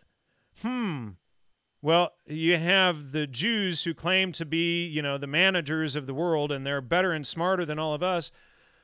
Did they lie? Did they accept Satan's offer in Matthew 4? You know, somebody must have accepted it. And then so you have the betrayal and whatnot, and even the money that Judas was given, when he tried to give it back, they were like, no, we can't even put that money in the temple. It's so corrupt. You know? Yeah, so Christ real is Jews, Christian follower of Christ. Right, real Jews do exist. You know, but the thing is they might be white Europeans and who call themselves Christian now. But when you get back into what was the house of Israel, it wasn't the Israel that we think of today, you know, the Zionist place in Palestine. It was probably Tartary, and Tartary spanned most of the northern hemisphere, and that's a whole other issue. You know, at least most of the northern hemisphere in Europe and Siberia. But, you know, we're starting to think that, you know, that they, you know, that Tartary probably expanded to most of Northern America as well. So how long do you usually do your shows? I just it's about time to wrap it up, like right here. You know, I mean, okay. I had one last question I wanted to. I brought it up. I didn't even bring any up for you, so we'll have to. I know do this it's again. okay. I've been wanting to. I've been asking for interviews for a while, and I'm so glad that we finally got to do one. I want to talk a little bit about trolls in the comments. Have like some of the techniques and tactics that they use against us to try to undermine us. What are some of the ones that you've been noticing? One that I've been seeing is that people that I've never seen before will comment. Well, do you read a lot of comments, first of all? Usually I do. Today I managed to read like a couple, and I apologize for everybody who posted up super chats and I didn't get to them at all. John not even says, just live stream. Yeah, John says you should go on Red Elephant's live stream, Jan, and do this same show, more exposure. And Polygonal, thanks again, and thanks to all of you who supported. I didn't mean to ignore all your super chats tonight. We were just, you know, Adam and I we just started flowing here. So I wrote an article. It's just let me pull it up here. And about trolls? How to identify and remove Facebook trolls, gang stalkers, and disinfo agents. And I'll just here. You know what? Let me share a screen again. Sorry about that. So some tactics I've been noticing, somebody that I've never seen before will show up and say, I'm unsubscribing. This is awful. I'm unsubscribing, to try to kind of like persuade other people to unsubscribe. Right. You know, so what you'll see, like on Facebook, you see those stupid meme images, and here, let me just stop that. And, you know, they're those stupid cliche meme images like veganism, or, you know, and they always use appeal to emotion of some sort. Those are usually trolls that spread those types of images around. You can go through a Facebook page and you'll see that they never have any original content. It's always these stupid meme images, like every single post, you know. over and over and over ad infinitum. It's usually some commie, vegan, give up your guns or whatever type of stuff, and you gotta, come with us into the New World Order type of thing. But when you, I don't know any trolls in the chat tonight to give an example of. I think my wife deleted a few already. But what you can do, and what I usually do, is you're going to, each time you see these posts, what you're going to do is you're going to want to go to their channel, and usually they're going to have no content in their channels. It's going to be a brand new account. They're not going to have any videos uploaded. They might have 3 or 4 friends that are usually their own links to their own channels or whatever. And then, so what they're going to do is they're going to create these multiple ghost accounts, and then they're going to say this stuff, and then they'll even change and log into a different account and then answer themselves and do these tactics. So the first thing that you, and I just hit the cord here, muted myself. First thing you should do is go and check their channel. And then when you see this type of account, that's 90% of the time it's a red flag. Sometimes it's just somebody that doesn't want to be out in public or whatever, but generally speaking, those are troll accounts. You'll see they have almost no favorites, or the account was just created, or they have no uploads, etc. They have nothing to contribute. There's no original content, no original thought. And then you'll see that, they repeat these same types of tactics. So then instead of trying to deal with them on a on a one-on-one basis, reasonable basis, you can go in and just say, oh, it's a fake account. And do that on Facebook too. Check each account and make sure, are they posting all of those stupid cliche images? Are they using all of the tactics that I exposed in that article that I did on trolls, gang stalkers, etc.?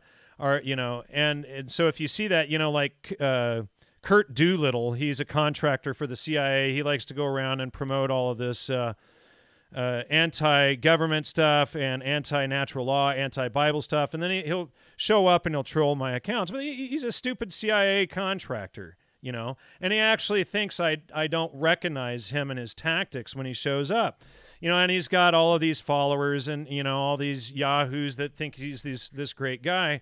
But he always uses the same tactics, and he'll always create a fake account. And he'll write something long and intellectual, and it'll sound like sense, but it's always the same, tactics that he's using to do this stuff. And it's like, all right, Kurt Doolittle, all right, Megan Usui, all right, you gang of trolls, I see you.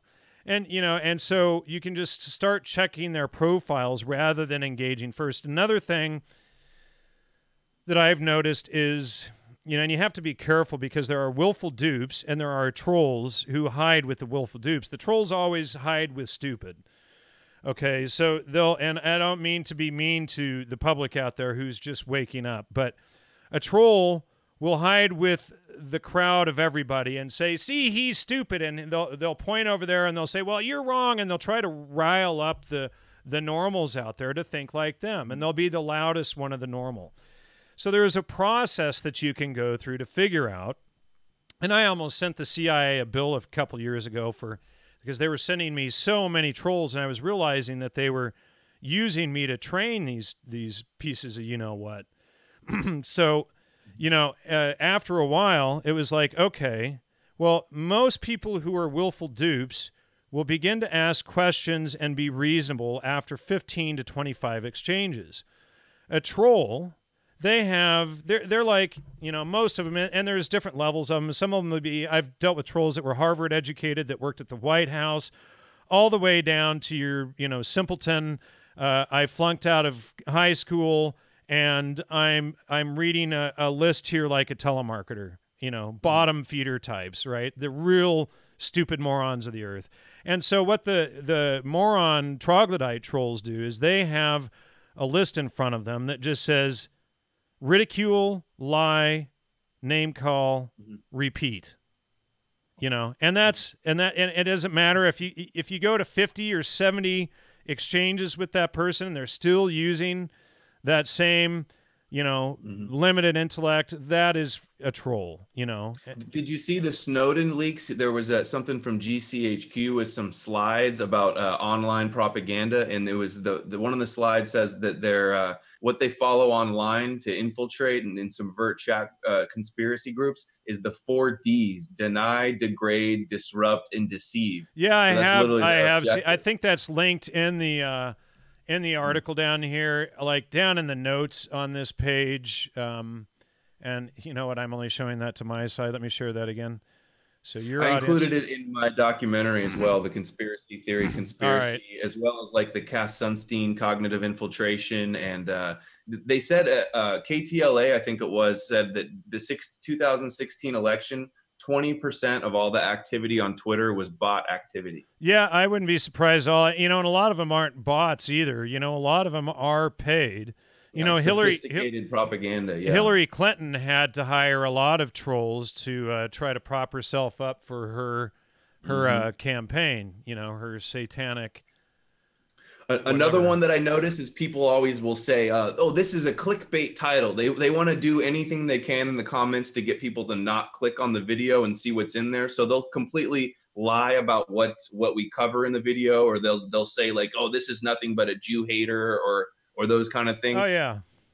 Yep. Laugh, ridicule, deny. I mean, liars don't really have that many tricks. And once you realize that, if you memorize the basic logical fallacies, like if you memorize, there's about 24, 25 of the most common basic logical fallacies. You don't need to get into like the true Scotsman fallacy or something. That's a little more advanced. But if you focus like on ad hominem, appeal to emotion, appeal to ridicule, the horse laugh, you're wrong because that's their whole argument. They don't have a brain cell beyond that. That I got a guy who refuses to debate me because he says I'm too crazy. So he talks all this trash about me, but says I'm too crazy to debate him. So it's like declaring victory before it starts with like a cop-out excuse. Right. Well, and that's an ad hominem attack. He ad hominems you and ridicules you and then claims victory.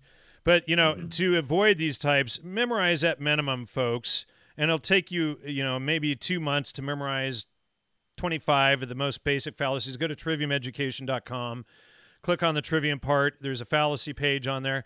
Memorize at least 25 of those, and then you'll be protected from the most basic common lies. And when you watch TV, if you do, use the commercials to, as a test, to spot the fallacy. When you're listening to the radio driving down the freeway, you and your friends in the car, there's this shampoo will get you girls, appeal to flattery type of fallacies and things like that. And then you can begin to see I read a book about that, things. about persuasion, and they were teaching you all the persuasion tactics so that you don't get persuaded. Oh, Adam, you're so smart. You're so cool, man. I want to be, buddy, man. You do such amazing work. You're just, you're the guy out there who we should all be copying and paying attention to, and you're so smart and brilliant and good looking, and and then so they'll butter you up to gain your trust, right? So that you put your guard down. You were just saying nice things about me. You had me confused. Sorry, I was like, oh, this is nice. Thank you, Jan. See, so that's exactly how it works, and so that's how they would use it to build up your trust, using the appeal to flattery, right? So Pete just called it in the chat. He got it right. You can prove your preference. Got it. So let's see. Jan should do more pop-up fallacy videos. See, the issue with those was that the idea was for the public to create those to help themselves learn logical fallacies by identifying them and then submitting them to me to put up on the Pop-Up Fallacies website so that we could all, learn from the fallacies that you learned. Unfortunately, in the 7 or 8 years that website has been up, not one person ever submitted a pop-up fallacy video, and they wanted me to do all the work. And I started to turn, who's that woman from Australia that claims to be a pedophile victim and all of that?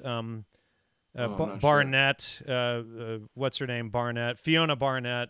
I've been turning her interview that I did with her about 2 years ago into a pop-up fallacy video. I need to finish that, but You Wouldn't the know, world just be so much of a better place if everybody knew the trivium and we taught the trivium in school and everybody knew these logical fallacies inside and out? Like, could you yeah. imagine? But then the puppeteers and the architects wouldn't be able to get away with what they get away with.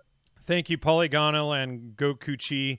Yeah, exactly. It levels the playing field. That's the point of the trivium. That's why you see so many people attacking it. You know, I get people who've never studied it who will tell me, you know, the trivium method is wrong and the scientific method far outdoes it. No, you have to know the grammar you're dealing with. You have to check it for logical inconsistencies. A contradiction is always a lie or an error. There are no contradictions in nature. So, you know, logic is the art of non-contradictory identification. So first, you have to know the parts of the research you're dealing with. You have to know if there's any contradictions or lies in it. You have to be able to explain it. And then you can take it into the scientific method. It's a prerequisite. You know, so, you know, you get these people that, you know, I had one this week, this guy, Sean, another one down in Australia, attacking me.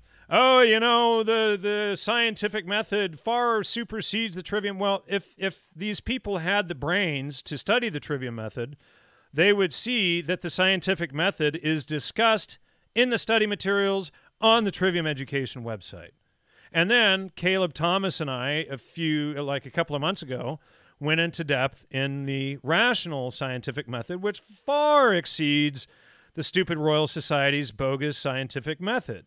That's about as equivalent as the peer review system, and it's just a closed loop with logical inconsistencies that they use to control people's ability to think.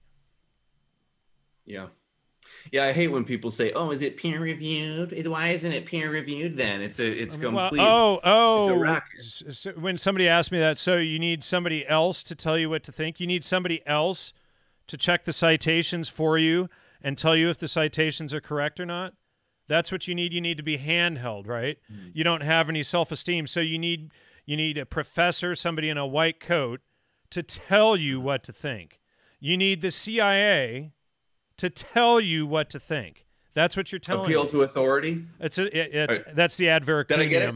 Oh, yeah. What is appeal to authority? Sorry. Yeah, that's the adveracunium fallacy. It's an appeal to authority. Yeah. So, you know, I put on a white coat or whatever, and people will do this to me all the time, and I try to be gentle with them because, you know, people who don't have the trivium yet lack a lot of self-esteem, and they'll call me cocky and, you know, blah, blah, blah, you're so cocky and this and that. Well, no, it's confidence. I had this guy, Chad, a couple of weeks ago attack me because I'm confident in the research that I did and decades of research that I've done that he hadn't done, and he wanted to contribute his opinion even though he hadn't researched anything, and how his opinion was just as valid as ours, even though he hadn't researched any of the points he was making and couldn't substantiate any of them. You know, so your self-esteem will grow when you learn to fact-check things because you know for a fact that something is true or false. You've checked it. You've verified it. You've looked at the citations. You're not going by what somebody else tells you to think. You're confident and competent to check things yourself. You don't need someone else to tell you what to think. Why should I believe some schmuck from the Royal Society who's trying to tell me, you know, some garbage to believe? You know, hey, you know, we're descended from monkeys. It's the more I look at this whole thing, we descend to monkeys, not the other direction, and that's a whole other issue. You know, you think we're evolving to be more like monkeys? We're devolving. Yeah, I think evolution is a complete inversion. But that's a whole other issue. One of these days we'll have to do the most taboo show of all, the blood of the lamb. Oh, that's coming up soon? Maybe one of these days. I'll have to put together a hardcore team to pull that show off. I'll look forward to that one. It sounds, you know, and it's like if I've done the research and I've dug through the university archives and pulled all these people's personal letters and gone through Gordon Wass and stuff, why do I need a bunch of guys in white coats to tell me what research says that they didn't do? Mm-hmm. They're not even telling you, right? They're trying to avoid addressing any of the points and attacking you on a personal level. Oh yeah. Well, that's, but even then, but still, even with the adveracunium fallacy, they want you to appeal to them to tell you what to think about research you did yourself. It's just right. Yeah. It gets ridiculous. Yeah. Here, I got a couple of these, and then you about ready to close it out. Let me just read these so the super chatters are happy. Great guest, says Alpha G. Jesuits and crypto Jews, Jehovah or Yahweh is Satan, and super communism is their agenda. From Frank Goldman. Go down the rabbit hole on Ryan Dawson. Oh, they're talking about another guest. Was he gatekeeping for himself or somebody else? I had a 9/11 researcher on the show recently, Ryan Dawson, and he doesn't believe that there was bombs in the building on 9/11. So there's a lot of people upset at him right now. Let me read this comment, this super chat from John Crucy. He says, "You deserve the support, bro. You have helped a lot of people. We appreciate you. Thanks." That's really sweet, John. I really appreciate that. And I appreciate everybody who's, super chats, Polygonal, John, all of you folks, for support. You know what I admire about you, Jan, is that on so many aspects of your research, you were like totally in one belief state, and you were able to admit you were wrong, admit you were duped, and then switch over to the other side and the truth. And there's so many people out there that refuse to admit they're wrong, and that, they're embarrassed, that they're like, oh, people will think I'm dumb, that I used to be wrong. Here's another good one I've heard, actually. If you admit your earlier research was wrong because you've gone deeper into the grammar and learned logical fallacies, learned the trivium, and figured stuff out, if you were ever mistaken once before, well, then you shouldn't be believed now. So they'll use a sweeping generalization fallacy, right? Yeah. And so or a hasty generalization or poisoning the well. Everything Adam Green says is they were wrong. Everything Adam Green says is wrong because when he was 5, he believed in Santa Claus. This is the kind of, stuff that the crazies will throw at you. But it's the people that never admit they were wrong that are the real people you shouldn't be trusting. Exactly right. And so if you can admit you're wrong, see, when you realize that there are no contradictions in nature, that a contradiction is always, without exception, a lie or an error. It doesn't mean when you find a contradiction, it doesn't mean that you throw your arms up in the air and say opinions are like a you-know-what. All it means is you need to dig further down into the research until there are no more contradictions. And when you get to that point, when there are no more contradictions, when you hit that point, that's when you have the aha, the epiphany, the boom, oh, I get it. And so, when you memorize the logical fallacies, the first 2 months you memorize them. Then what happens is, as you're memorizing them, your brain starts going through and doing inventory of the knowledge in your own mind. And have I fact-checked this? Who, what, where, when, why, or how? And if you haven't gone through that process with each and everything you think you know, it's probably garbage. 80% of what most people think they know is crap. And so if you just go through this process, who, what, where, when, why, and how, you learn it in 3rd and 4th grade, and do an inventory of the thoughts of your own mind, you'll start discovering that most of what you know is false, and then you can start looking for the true information. And that is all I've done. It's not like I went off the deep end. I started fact-checking. Oh, Jan Irvin says Terrence McKenna was a CIA agent. Yeah, he was. He may have been FBI. He may have been FBI and CIA. But yes, he was. He sold the agenda. I've put out the research. He's in the database. People can search it. It's not just based on the one admission, which is a primary citation out of his own mouth that they recruited me, he said. It's all of the data points. He sells the agenda. He was scholar in residence at Esalen, a CIA front organization, when he made the comment. Hello.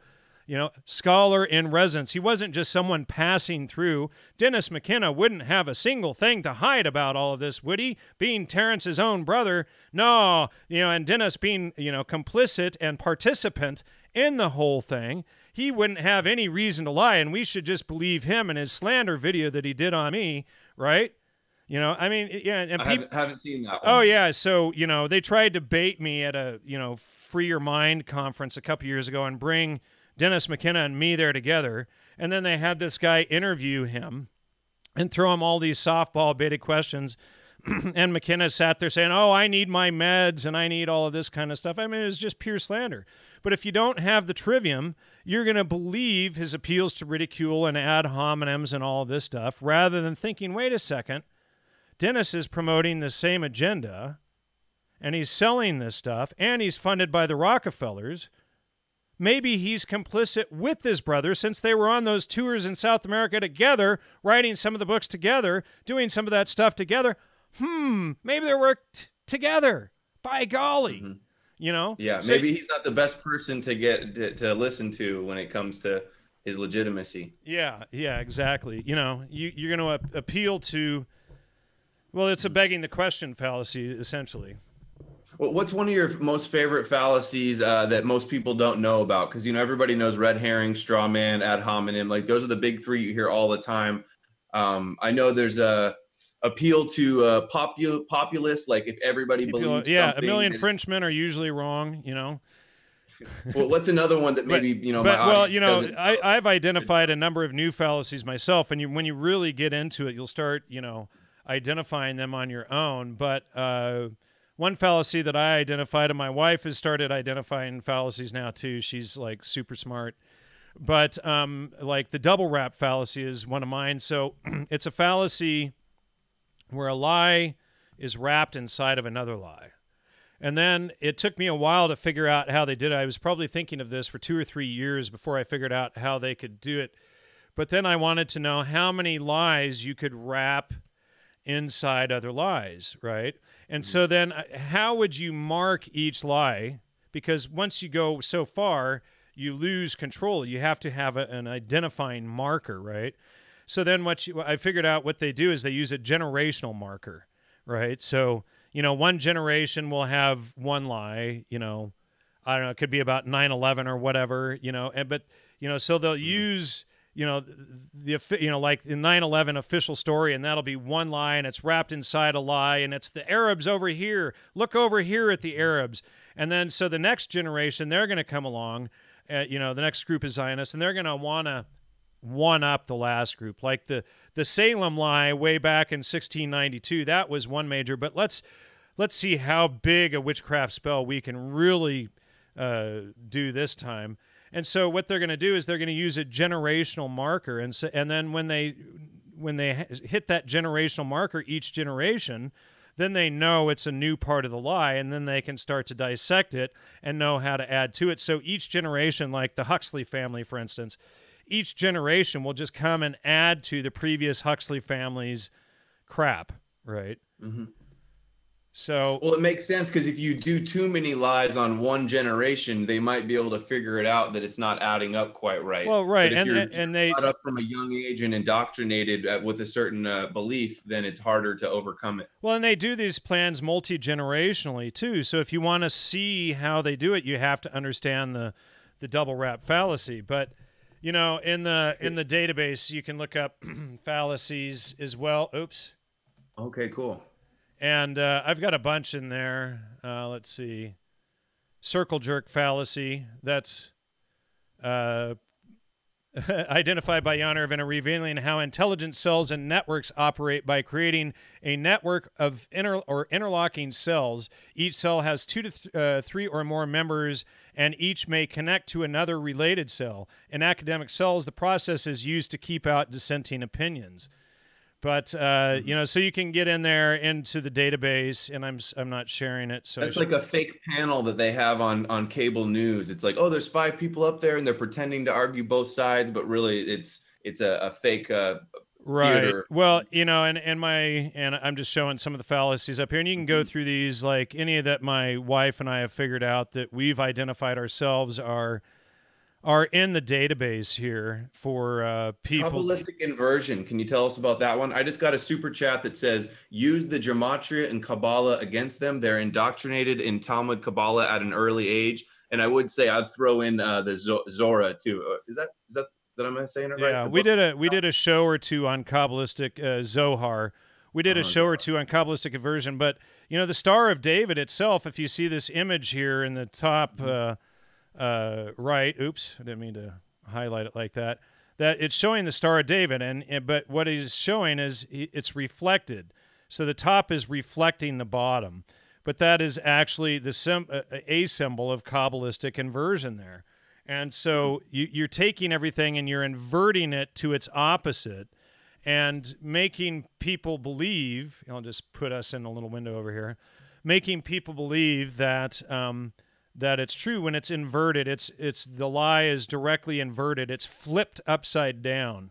So, you have to flip it back right side up to see how the fallacy works. And people will accuse me of being an agent. It's like, why would I put out the very method to fact check all of my work and to spot all of my lies if I was dirty? How stupid would that be? And I put out the trivium, and it'll be 9 years next month. You were just talking about something that reminded me of David Icke. And I was just going to explain another fallacy, and I forgot. Sorry. Okay. Well, the David Icke, he talks about like these, and even Alex Jones has said this kind of thing, like these parasites, these ultra-dimensional creatures that are like, controlling the reptilians or whatever, that they can't create on their own. So they're only able to like twist and invert the truth, like with their lies. So it was kind of reminding me of that sort of to me, well, it goes along with the Hegelian dialectic or whatever, but it's a simple-minded type of fallacy. It's like, we're going to take everything you build up and we're going to tear it down. It's like the moron at the beach who goes around kicking over sandcastles and thinking he's built something. That's how I look or view the inversion fallacy when I saw that you conceptually. Had you had Dugan connected to the Kabbalistic inversion. Do you know off the top of your head what that connection was? I don't remember what that was. Let's see. A lot of my friends are real concerned with Dugan and his multipolar world order with Russia and China and Israel, like building a new economy. I looked into that a while ago, and now I don't remember why I put him under an inversion fallacy. I don't remember off the top of my head. This guy here. I wouldn't expect you to. That's a whole nother artificial brain. Dugan's Evil Theology. Didn't he write a book on Satanism or something like that? The Perils. I know he wrote a book about like causing racial division in America, or at least had a quote in there about wanting to do that. Yeah, but when I read that article or whatever, I pegged him as an inversion specialist. And most people, most counterintelligence agents, they only have a few fallacies, 1 or 2 or 3 that they specialize in, and it's like when I, pointed out Owen's fallacies, it's like he's got his, red herring and straw man. Appeal to ridicule, yeah. Right, and then he uses name calling and appeal to ridicule. But the red herring and the straw man are similar. The red herring is like, somebody asks you a question, you're like, well, when I was a little boy, let me tell you. He started talking about the T-shirt. He started explaining the conspiracy about his T-shirt being a pentagon, and I didn't even bring that up or want to talk about that. So that's kind of like a or straw man attack. Obama's favorite fallacy. Most presidents, most politicians, one of their favorite fallacies is the straw man. So they'll or the red herring, and it's like you ask Obama a question or whomever the politician is, and you ask him point blank, and they'll say, well, let me tell you a story. When I was a little boy, I was out by the lake with my grandfather, and we caught this really big red herring, and, I'll go off on this story, and then they'll say, now, did that answer your question? And then you're so befuddled, you're like, and a straw man fallacy, what they're doing is they're taking your argument and they repackage it, they change some things, and then they attack that argument that they've changed, and then they pretend it's your argument. It's a straw man. That's what they do to me. They say, oh, you say Jews are behind everything and Jews control the whole world and it's all the Jews are the problem. And it's like, no, I'm not saying any of that stuff. The truth is that you guys cover up all of that stuff completely, and I'm just covering all the stuff out there that I see, that I can back up and stuff. Yeah. All spin. Okay, I got 2 more super chats, and you're about ready to wrap it up? Yeah, there's people throw me some super chats on this side, too. Much appreciated, man. I really appreciate all the support tonight. Let's read all of ours out before they can get us any more, or else we'll never end the chat. I'm sure that's a problem sometimes. I got one. Ben Vargas says, Jan to accept my Facebook request. I love his intellectual skills, as do I.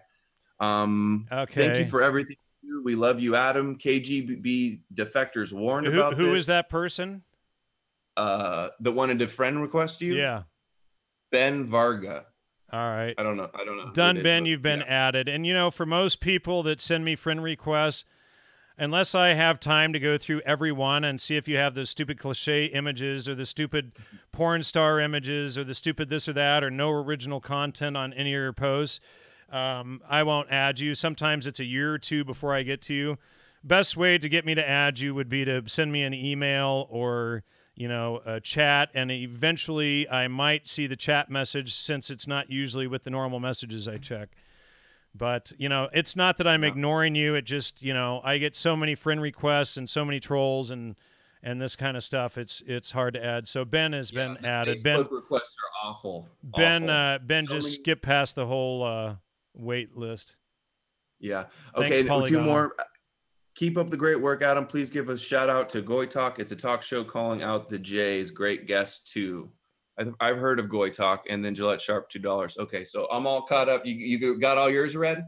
Are we in the clear? Polygonal Construction just threw in another $4.99. Thank you, sir, for that. Thanks anybody else, everyone else. I'm sorry I didn't keep up on the chat tonight. Wow, 2 hours tonight, and I've hardly had a chance to look up at it. So, but thanks everybody for your support. It's been a great show. It was good having you on, Adam. Thanks for jumping on last minute.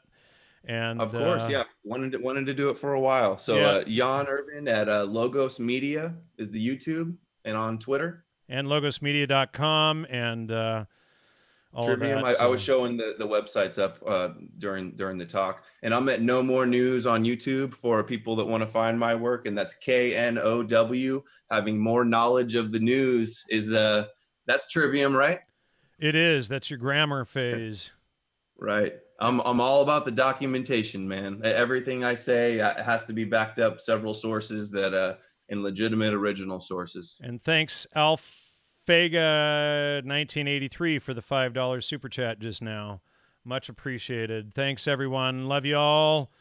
Bye, Much guys. appreciated, except for the trolls. Don't love you. Well, no, we got to love them too because, it's just. I love the trolls the most. They're my favorite. They inspire me the most. Yeah, they give me somebody to laugh at. It's like, well, I'm not you, so. You don't lie. You'd be sad if you didn't have any trolls, Jan. You'd be like, why isn't anybody attacking me? That's how I would feel. My work must not be important or damaging enough if you're not getting attacked. Yeah, well, there's that. All right. Well, thanks, everybody. Good night, everyone, and have a great evening. See you in the next video, guys.